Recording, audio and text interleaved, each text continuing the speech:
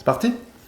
On parle de la gamme de wing, sup, foil, tout ça. On a là la mob. La mob, sa particularité, c'est de faire du sup foil, de la wing. On a ici la Zuma qui existe dans deux technos, une FSP en PVC comme ça, FSP 2X, et une Wood 2X. Le programme de la Zuma, c'est d'être la planche la plus facile possible pour débuter la wing et le sup foil. Pas de sup. Le sup, c'était chez lui. Ici, la Flint, planche full carbone, PVC, et non pas juste full carbone, mais PVC, sandwich PVC full carbone. Elle est destinée à une polyvalence totale entre le sup et la wing, avec vraiment une position des accessoires qui est très centrée, et du coup, on n'est pas à couler quand on veut faire du sup avec, on ne coule pas de l'arrière. Donc une planche très facile qui démarre très très tôt dans la vague. Et là, on a la Lemon, qui est l'aboutissement de la wing. On est au bout de la wing. C'est pas vraiment une planche de sup, c'est plutôt un enfer de tenir debout dessus, même si certains y arriveront, mais c'est pas comme ça qu'on va vous l'expliquer. C'est vraiment la planche de wing par excellence. Quand on a un très très bon niveau, on va chercher ça. Il n'y a pas de nose, du coup c'est très léger, ça bouge très très vite sur l'eau, c'est très réactif. Donc on voit qu'on a deux planches en round point et deux planches en diamond nose. Donc ce sont des planches, ces deux planches-là, la Flint et la Mob, elles vont être très stables sur l'eau, comme ça. Elles vont très peu bouger d'avant en arrière. Celles-ci, on va leur demander, la Lemon et la Zuma, on va leur demander au contraire d'être plus vives, d'avoir quelque chose, quand vous bougez, qui soit plus réactif, qui soit plus à répondre à votre demande.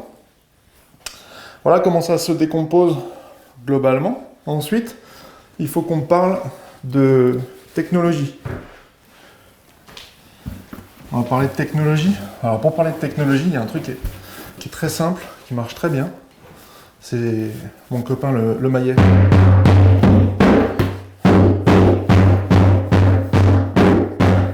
Voilà, mon copain le Maillet, il parle très bien de technologie.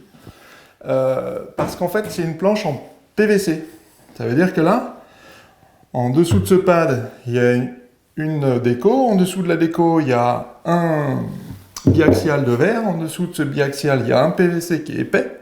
En dessous de ce PVC, il y a à nouveau une couche de composite. Et en dessous de ce composite, là, on trouve le pain de mousse. Contrairement à une planche standard, classique, où il y a un pain de mousse, une couche de fibre, une déco.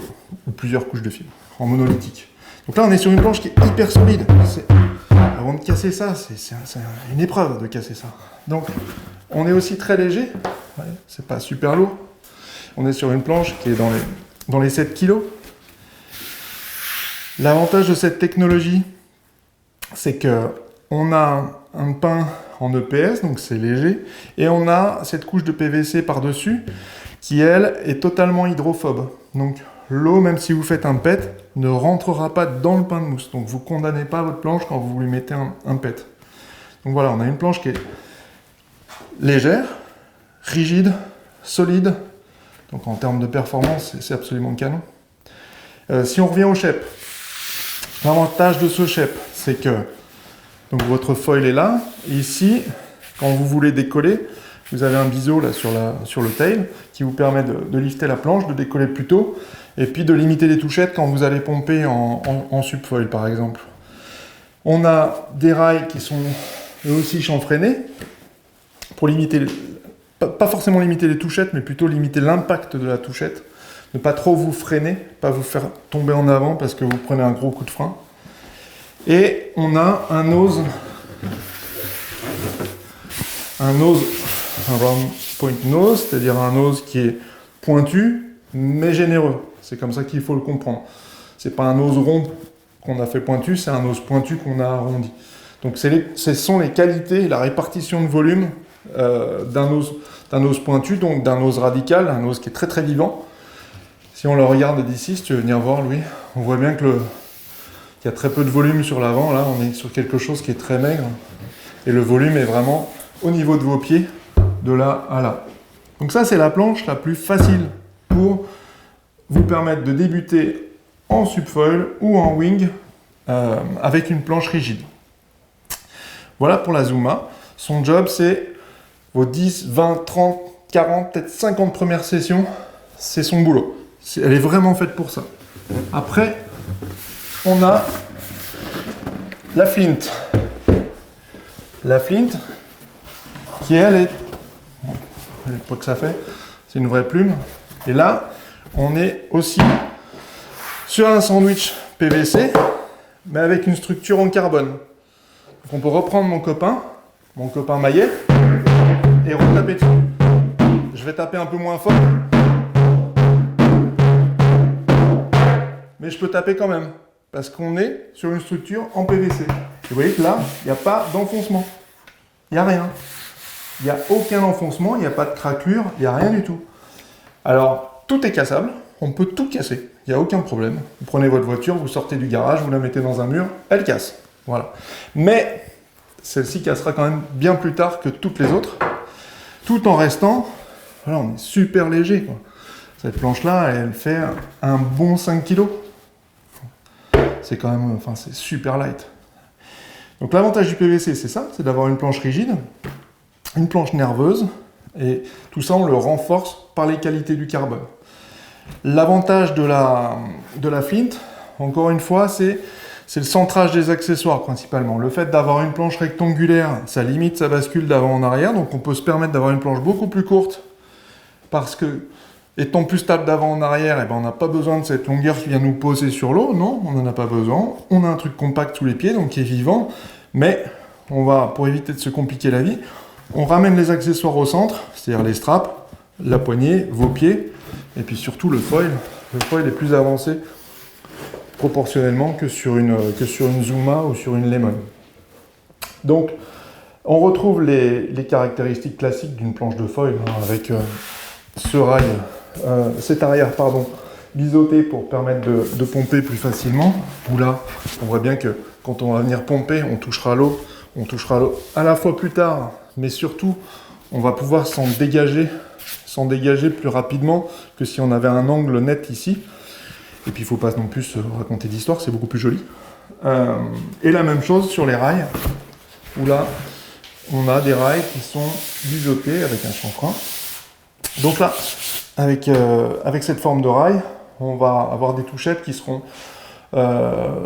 quasiment sans conséquence. On ne va pas se retrouver à partir en avant dès qu'on touche, parce que le rail sera à la fois moins volumineux, il va capter moins d'eau, il va attraper moins d'eau, ce rail. Et puis surtout, l'avantage de cette facette, c'est qu'en fait, quand on va venir toucher l'eau, ben, la facette, elle va pas coller à l'eau comme le ferait quelque chose de rond, elle va venir planer sur l'eau, elle va rebondir sur l'eau. Donc au lieu de vous écraser dans l'eau et passer en avant, eh bien vous allez toucher l'eau, hop, c'est quasiment insignifiant, vous allez rebondir direct.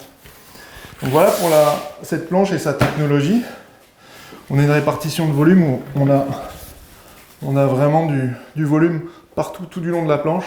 Donc encore une fois, l'objectif, c'est pas d'être tout maigre à l'avant pour avoir quelque chose qui soit très très facile à pomper, très très nerveux. L'objectif, c'est au contraire d'essayer de réduire par rapport à votre niveau au maximum la longueur que vous pouvez prendre pour être le plus compact possible par rapport à votre niveau. Et dans cette compacité, d'avoir de la facilité. Donc ça, c'est le job de la flint, c'est d'être la plus petite planche possible pour vous en restant accessible. Et ensuite, on va vers la Lemon. La Lemon qui est ici, bon, voilà, fin de match, ça pèse rien, ça fait 4 kg. C'est, encore une fois, c'est tout en carbone, avec du PVC partout. Même technologie que la flint, même shape à l'arrière, même shape de rail. La grosse différence, c'est la forme de ce nose, et puis c'est la taille, quoi. Parce qu'on voit bien que là, on est sur une toute petite planche, donc quand on va pomper pour se relancer en wing, quand on va vouloir faire des sauts, faire des rotations, commencer à faire des trucs de haut niveau, et on aura ça va délivrer les plus fortes performances possibles. Pour autant, on ne se complique pas la vie à passer sur une planche de kite. Là, l'exemple, par exemple en wing, c'est que quelqu'un qui est très fort, il peut passer sur une planche de kite, il n'y a pas de souci avec ça, pour faire de la wing. Sauf que, ce faisant, il va se retrouver à manger quasiment la moitié de la plage basse de sa wing au démarrage en tout cas, et il va être obligé, parce qu'il faut beaucoup de vent pour s'extraire de l'eau et pour se lancer, donc une 5 mètres carrés, vous pouvez l'utiliser dans la plage basse, on va dire 10-20 nœuds, bah là en dessous de 15 nœuds avec une planche qui coule complètement, bon courage, pour vous lancer. Une fois qu'on est lancé, après c'est le foil qui fait le job. Mais le job de la Lemon en question là, c'est de vous permettre d'avoir les performances d'une petite planche de kite, quelque chose qui est très très vivant, très réactif, tout en ayant le confort d'une planche qui vous porte.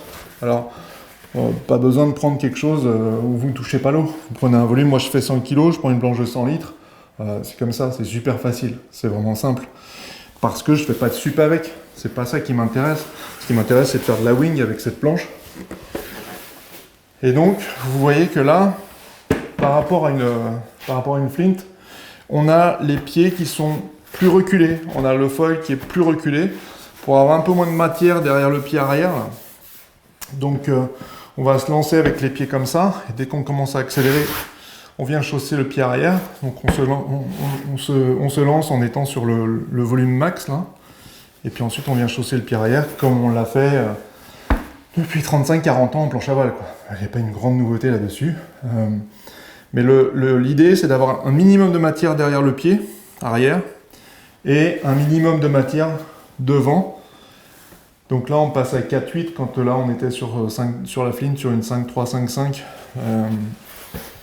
Voilà le job de la Lemon, c'est de vous amener au bout du bout sans vous compliquer la vie, sans devenir insurmontable. Donc, quelqu'un qui fait de la wing depuis 4-5 sessions, qui a compris comment piloter une wing et qui a déjà un passé dans nos sports, il peut passer là-dessus, hein, il n'y a aucun souci, c'est absolument pas insurmontable.